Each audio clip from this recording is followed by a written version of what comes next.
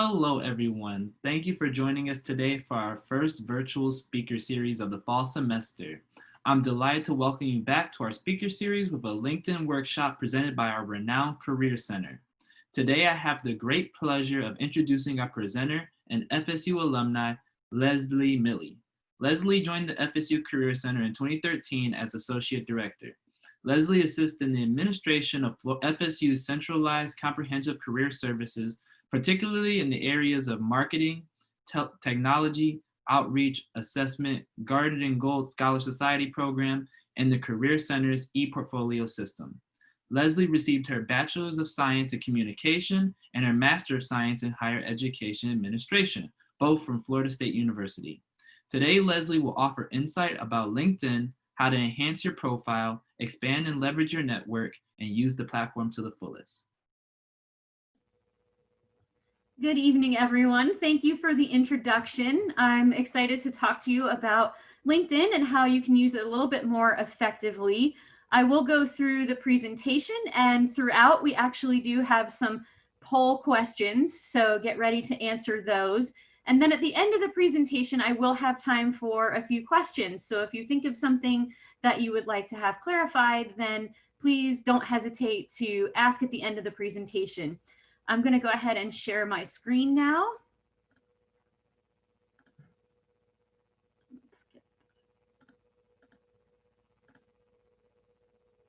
Okay, you should all be able to see my PowerPoint now. If you can't, I'm hoping the moderators of this will let me know. Feel free to chime in, but we'll go ahead and get started now.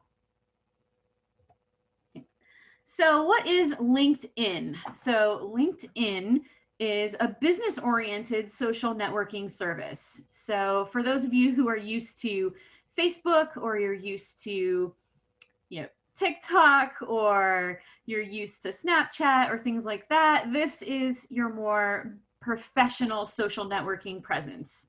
It's used as a recruiting tool. It is basically your resume on steroids, if you want to think of it that way. You can put so much more into LinkedIn than you can put on a resume. So it's an amazing way for you to showcase more of what you've been doing. It's an effective marketing and branding tool, and one of the most popular reasons that students use LinkedIn is as a job search tool. So now we're going to go ahead and take a poll. So I will throw it to the moderators for a moment. So what is your experience with LinkedIn so far?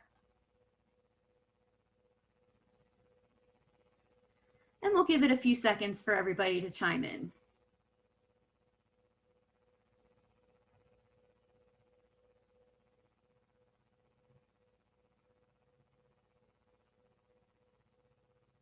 Okay.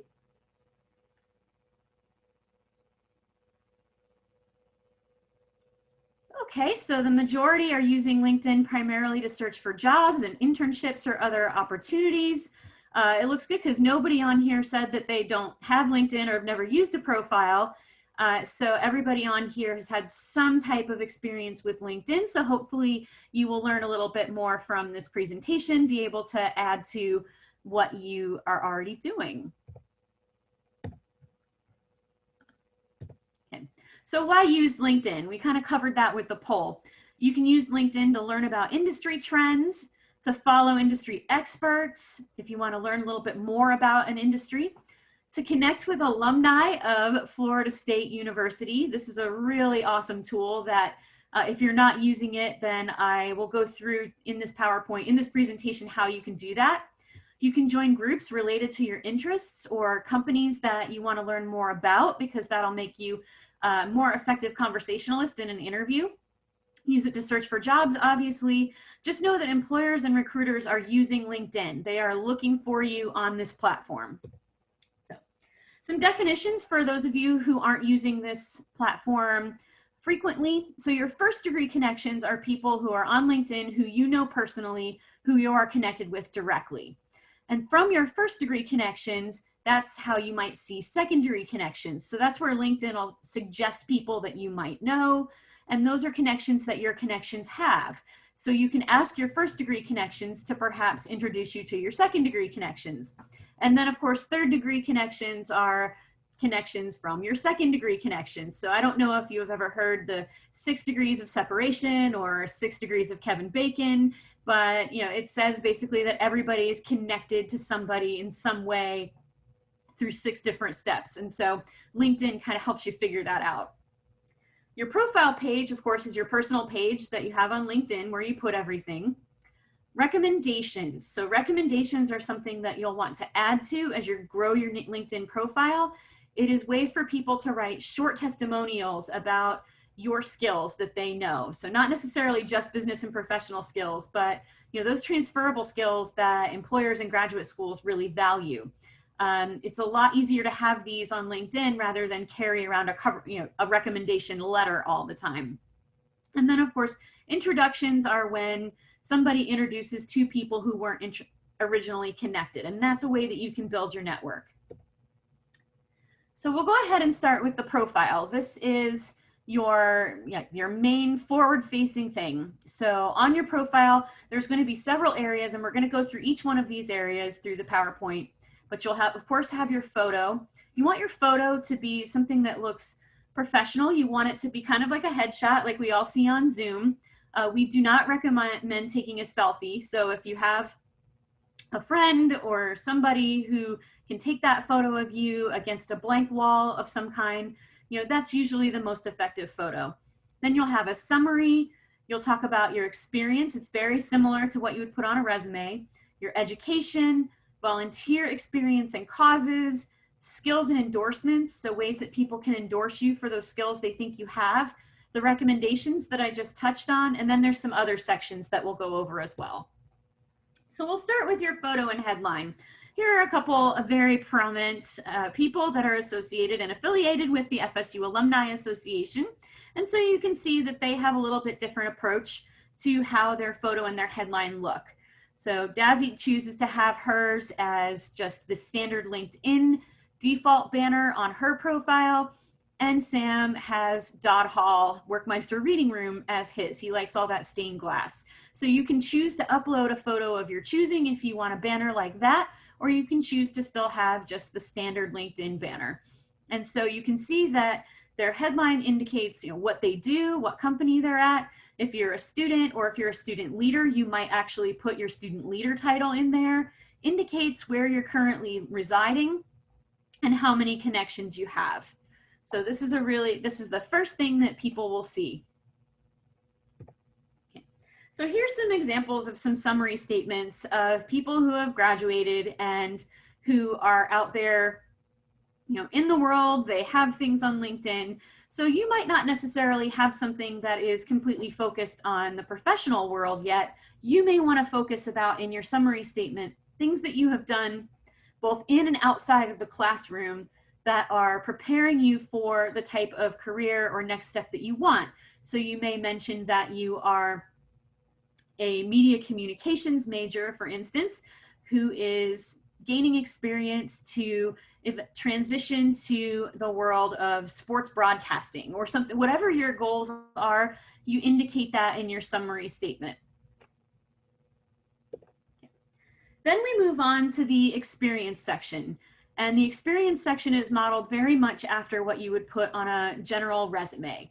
And rule of thumb that I like is for your experience section, try to make it match what you actually do have on your resume, because we want absolutely the information to match. But if you're a recruiter and I'm hiring for quite a few positions right now in my office, I'm looking to see if there's any discrepancies between what's on your resume and what you have on your LinkedIn profile. I actually caught someone once who submitted a resume for a position that I was hiring for, and I went and found them on LinkedIn because, that's what we do. We go out and we, look at these potential candidates on LinkedIn, and they had completely different things on their LinkedIn than they had on their resume. And it was definitely the same person because it was all the same contact information, but it was not, it was just very conflicting information. Another thing that we discovered about that person is in their LinkedIn profile, they were not dressed professionally. LinkedIn, you want it to be professional. They had a fedora and a feather boa on. That wasn't the type of image. We have to reflect our brand at the Career Center, and our brand is very professional. So that wasn't really the fit that we were looking for. And it was definitely sending up some red flags for us, but your experience definitely have that match what's on your resume. Your education, of course, you will plug in whatever education you are currently in progress with or have achieved through any of your higher education institutions. So if you attended community college prior to Florida State University, you would want to put that on there, but do not put your high school information on your LinkedIn profile. So then you could move on. I'm going to back up a second because I always like to, I have to plug that I was a marching chief.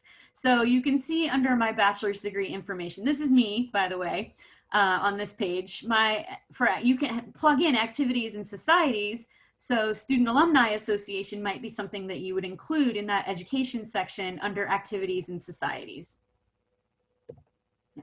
So volunteer experience, this is a separate area of LinkedIn, a little bit different than a resume where you might have that, maybe not necessarily in a separate section, depending on what your work experience is like. If you don't have a lot of work experience, you might just combine everything into one big experience section.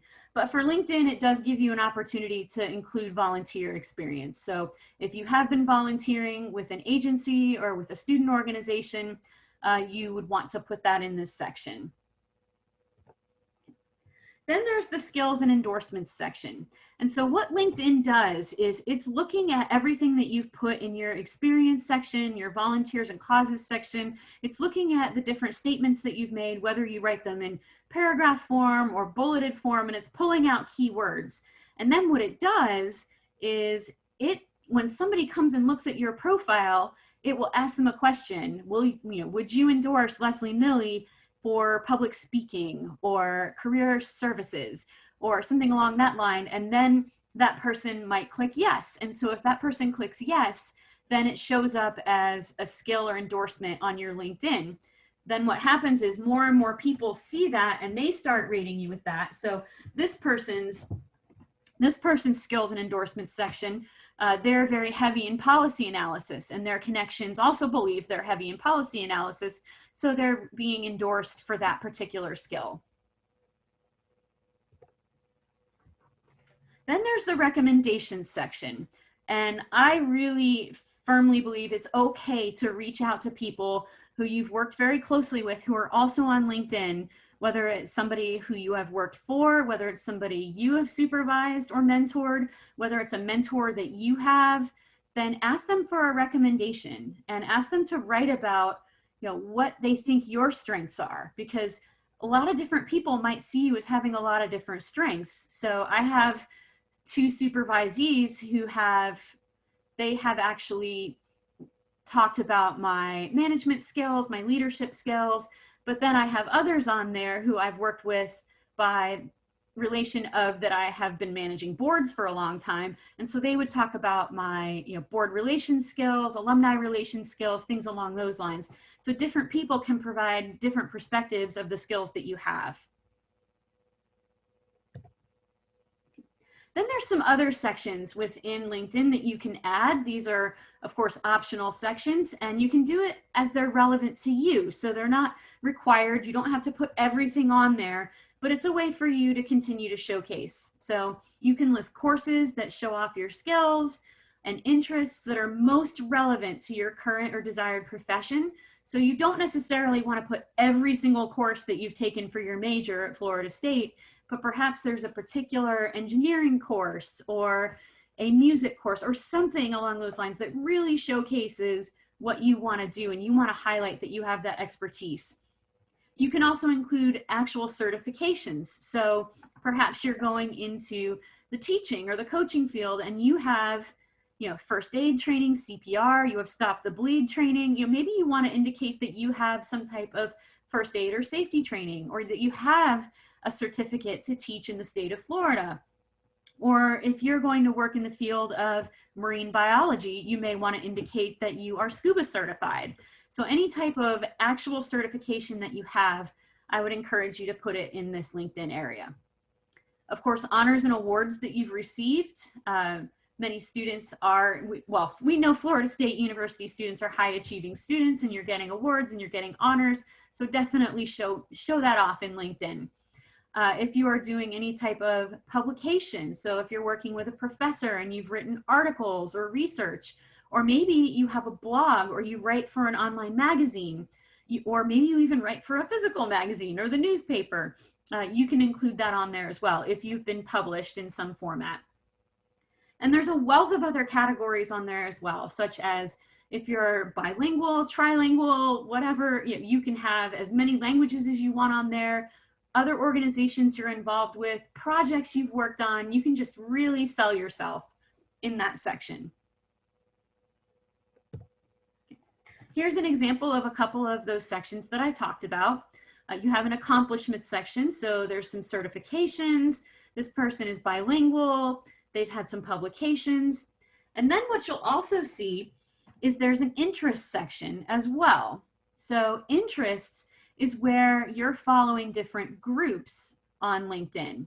And where this really can come in handy is if you're getting ready to be in the interview phase, if you're following companies or organizations or individuals who are in your field of interest, then you're seeing posts about these, you're seeing posts from them, you're up on the latest news and the latest trends, and that can help you formulate great questions for when you go to an interview to ask them, because they always will ask you, do you have any questions for us? And the worst thing you can do is just sit there and not have any questions for them. So that will really help you out. Excuse me, I didn't bring any water in this room. I'm talking a lot. So how to strengthen your profile, and then we'll move on to building your network a little bit more. You want to write a good profile summary about you, showcasing what your goals are. Make as full use of the available fields and section as you can, making sure that you're only putting things in there that you could talk about effectively in an interview. Nothing is worse than having something on your resume and then having that person ask you about it. They're looking at your resume in an interview and they're saying, oh, you were involved in women in business? And then you say, well, I went to like one meeting. So if you only went to one meeting, don't put it on there because you can't talk about it. Make sure you try to expand your network. I emphasize quality of a network over quantity. So don't just go out there and request to be connected to everyone under the sun. You want to go ahead and really look for people who are going to help you build a network that's relevant to what you want to do. I also like to say, when you are sending that request to connect with somebody, don't just leave the default message that says, I'd like to connect with you on LinkedIn. Write a personal message as to why you want to connect with them, because if they haven't met you or don't really personally know you, you want to let them know why you'd like to connect with them. Why do they want to have you as a connection in LinkedIn? You can also customize your LinkedIn hyperlink.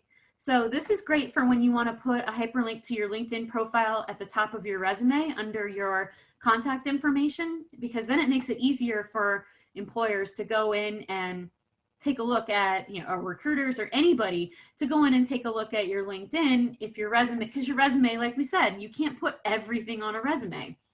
And so there's a function in LinkedIn that says edit public profile and URL, and you will be able to, so for instance, my LinkedIn URL is, linkedin.com/Leslie Rudder-Milley. And so that's really easy for people to remember. Try to add examples of your work. You do have the option of adding attachments in LinkedIn. So if there's something you're particularly proud of, especially if you're in a field, let's say you're in a field like, a writing field or photography or something that you can showcase in that way, feel free to add that. Ask for recommendations from people that you trust that can truly speak to your qualifications, and follow those companies and organizations in your field. So now it's time for another poll.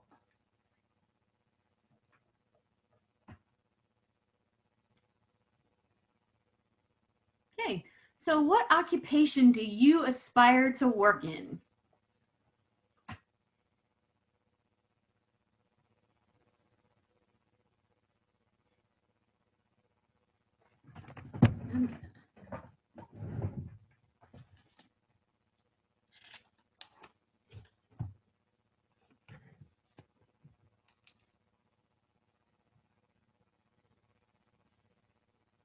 Okay.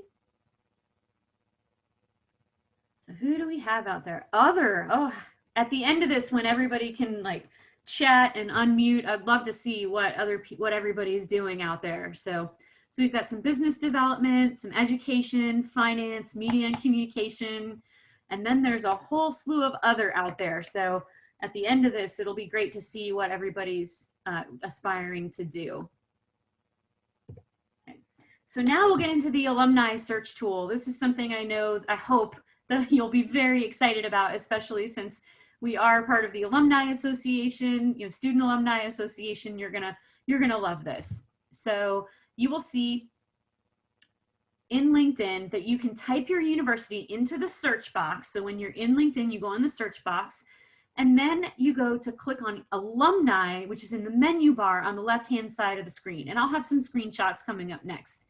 That enables you to see where alumni live, where they work, what they do, what they studied when they were in school, what they're skilled at, and how you're connected, if you're connected at all. And then you can click on different categories to narrow this down and click next to move through those categories. So let me go ahead and show you what this might look like. So after you get onto the alumni search tool, you can see where they live. So at the time I took this screenshot, there were just over 204,000 Florida State University alumni in LinkedIn. Not too bad. I think we're up well over 360,000 alumni total now. So a very large chunk of our alumni are in LinkedIn. You can see where they live, where they work, and you can even go to the next page and it'll break it down even more for you. So there is a way to, like, if you click on United States when you're on that screen, it'll break it out a little bit more for you. So we have a lot of Florida State University alumni in the Tallahassee, Florida area, for instance. And then of course a ton in South Florida, St. Pete, Tampa. Florida State alumni love to stay in the state of Florida, but we know that they're all over the place. So that's how you can see, if you're thinking about relocating somewhere, this is a great way to connect with people who might live in the city that you're going to go to. So, in addition to connecting with your Seminole clubs, then you have this tool as well. Then there's a variety of job search tools that you can utilize in addition to the alumni search tools. So you can use the Jobs tab, which is the suitcase at the top of the screen. And then you can customize your career interests to let employers know if you're open to work. Now, somebody who is let's say somebody works for, I'm going to just pick a random company that's in my neighborhood, Danfoss Turbo Core. They might be looking for a job, but they don't want anybody else to know. And a cool thing about LinkedIn is people who work at the same company as you won't be able to see that you are open to work. So if you're job searching, but you're already somewhere else, sometimes you can be a little bit nervous about putting that you're open to work. But if you are a student or somebody who's recently graduated and you're not at anywhere, it's not a problem at all. You definitely want to show that you're open to work, because recruiters are all over LinkedIn looking for people like that. Okay. So I did a little fake search here for Major League Soccer. That would be kind of a dream job of mine, would be to work for Major League Soccer, to work in the soccer field. I'm a huge soccer fan, soccer player. And so what you do is, let's say you've made this search, Major League Soccer, and it'll pull up all of the jobs that are open for Major League Soccer in the world, basically, that are on LinkedIn. And what it will do is it'll tell you how many alumni work for Major League Soccer. So you could actually click on that and see if you have any type of connection to those alumni. If not, then you could reach out to them. You could send them that message and say, I would like to connect with you. I would love to learn more information about how I can start a career with Major League Soccer. So that is an awesome way that you can connect with people who work at a company. And going back to that alumni search tool, you can really continue to click on those different bars that were on that page, and it will break it down further for you and show you which alumni are there. So you can get really granular if you go on that page and just start playing around with it, because it will show you who these alumni are, where they work. You can see who work for the companies that you're really interested in going to. And so now it's time for one more poll. What is one new thing you would utilize LinkedIn for in the future. Maybe something you thought you might be doing, or something you learned in this little webinar.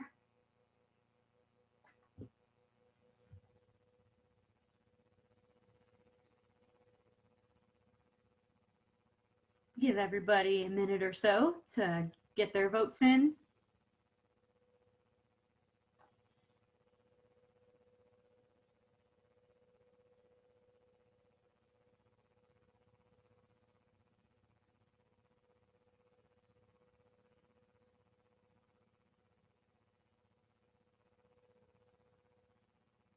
Okay, here come the results. Job searching. Yes, that makes total sense.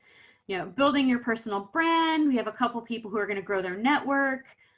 Some people are into reading the news, so that might be something you get into more a little bit later. Follow groups to learn about industry trends. That is a really fantastic idea. But of course, I see that most of you are interested in that job searching.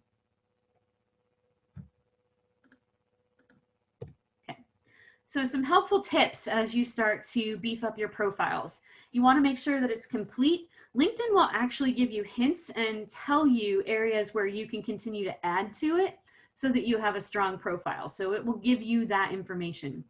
Reach out, contact people, and connect with them. The worst thing they can say is no, or they can decline you, but that's okay, because if you don't know them, you don't know them. It's really okay if they decline you. They've never met you, so it's really no insult to you. It's just they don't know you and they're not ready to connect with you. But there is no harm in taking that risk in reaching out. Start talking to people, start conversations, make posts with your own. If you're not ready to make posts with your own content yet, share other posts that you see, or articles, or things that your groups post. Like, just share them so that you have some type of content on LinkedIn, and then more people will see you in their LinkedIn feed, and they'll be like, that person's kind of interesting. Maybe I should connect with them. So, and sometimes you might be ready to make post your own content, or talk about something that you've learned. Remember, it's a professional network, so you don't necessarily want to talk about what you saw at the football game this weekend. You want to stick to things that are a little bit more along the lines of what industry and profession you want to get into. So give and receive recommendations and endorsements.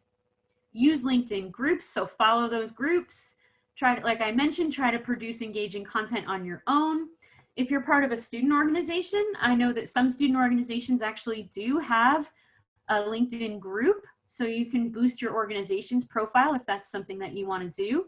And then always observe professional etiquette. When you are writing invitations or you're writing posts, make sure you're writing them in full, complete sentences with no spelling errors.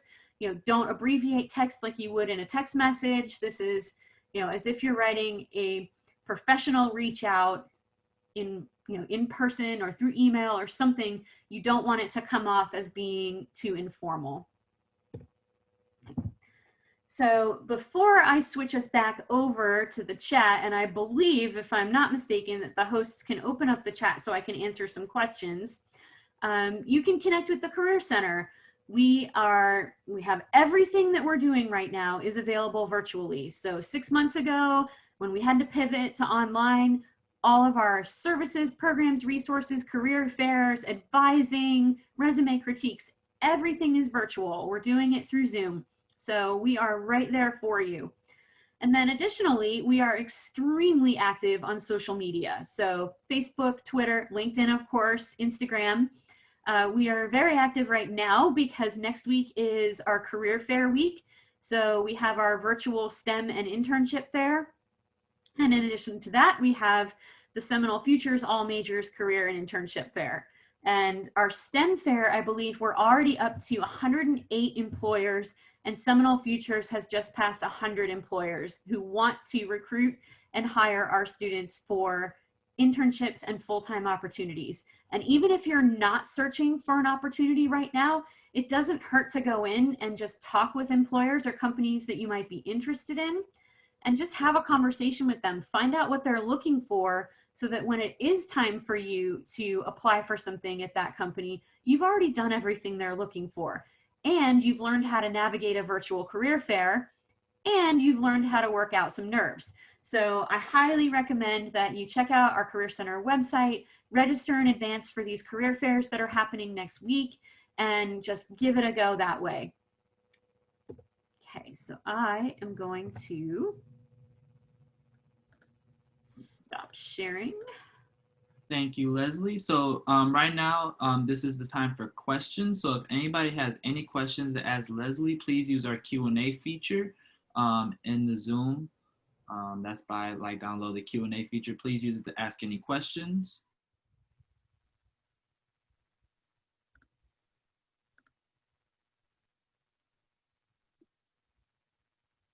I'm sure they're all typing. Nobody is fatigued or zoomed out at all. That's not, no, we're all fine. We're all fine.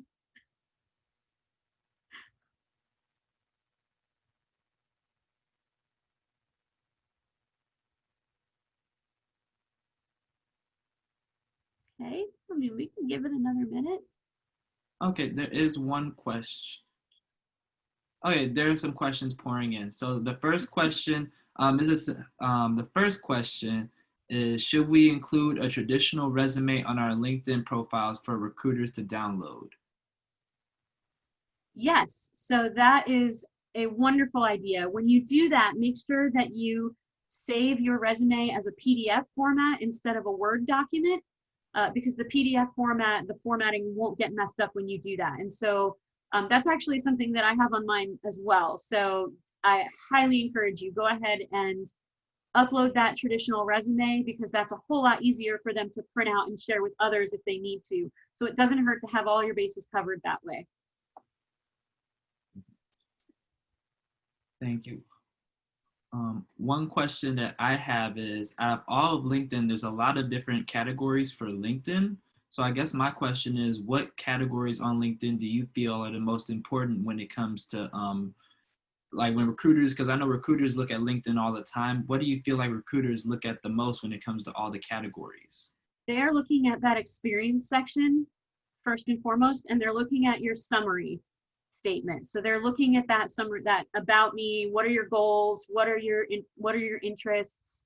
They're looking at you to really sell yourself in that area, because that's really, they're looking at those first things first. It's just kind of like a resume in that way. You know, your recruiters, you know, for instance, and this is gonna, I mean, this might sound a little bit harsh, but for instance, I have 40 applicants, 40 resumes to review before a Monday morning. Like, this is my weekend plan. So it's not going to take me long to look at those resumes, scan, like I do a cursory scan. If I see spelling errors, if I see that it's not formatted well, if I see, you know, something that's glaringly wrong, then immediately I don't consider that person.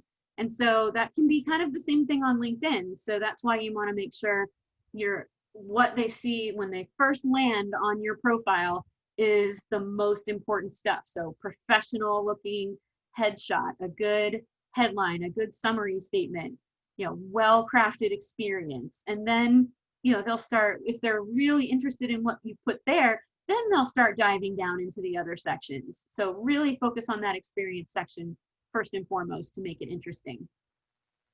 And then another question that came from the chat, what is the best way to write an about me, and how do we keep it nice and concise? Okay. So the best way to write an about me is to think, you can actually put it, you can put it either in phrases or you can put it in paragraph form. Don't put it in bullets. And then your about me should be really leading with, you know, what are your strengths? So I would put something, I'm trying to remember what I have on mine, but I don't want to switch my screens around. So I am experienced higher education professional with 20 years of leadership, management, you know, stuff like that. So you would want to say, perhaps, you know, if it's somebody who, it's hard to tell because I don't know where everybody's at in their college career, but let's just say somebody's a senior, and they could say, I am a senior media communications major, graduating with honors in May 2021, seeking an opportunity to join, to join a firm and expand my skills in, I'm thinking on the fly, but along those lines, like you want to say very briefly who you are and very briefly what you want to do, and just be very clear about it. Don't be too specific, like, hi, I'm Leslie and I want to work for Publix. Like you don't want to name a company that you want to work for in that headline because that could change. That's what your cover letter is for. Like your cover letter is when you can really get down to the details of and be customized towards that company. And then of course, when any situation changes, that's the great thing about LinkedIn is you can go in and you can change it anytime. So if you decide that you no longer want to work in the field of communications, you could switch it up and you could put that focus towards something else.